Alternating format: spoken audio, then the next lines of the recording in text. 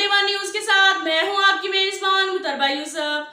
खबर शामिल करते हैं सरगोदा से। हमारे ब्यूरो चीफ मोहम्मद नदीम के मुताबिक डीपीओ जुल्फकार अहमद की हदायत पर 9 मुहर्रम उल हराम का सिक्योरिटी प्लान जारी। 9 मुहर्रम उल हराम को जिला भर में 121, जिनमें कैटेगरी ए 114, कैटेगरी बी 16 जबकि कैटेगरी सी 91 जुलूस बरामद होंगे।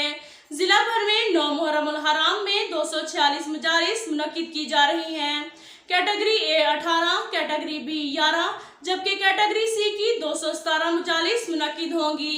सरगोदा का मरकजी जुलूस ब्लॉक नंबर 23 से बरामद होगा, जो कि मुकर्ररा रास्तों से होता हुआ इमाम बारगाह ब्लॉक नंबर 7 में एहतमाम पजीर होगा। मरकजी जुलूस की सिक्योरिटी पर 550 जबकि दीगर जुलूस व मजालिस पर 1600 से जायद पुलिस अफसरान जवान ड्यूटी सरंजाम देंगे। कैटेगरी ए के तमाम जुलूस की सीसीटीवी कैमरों के जरिए मॉनिटरिंग की जाएगी। ट्रैफिक की रवानी को बरकरार रखने के लिए ट्रैफिक प्लान अलहदा मुरतब किया गया है।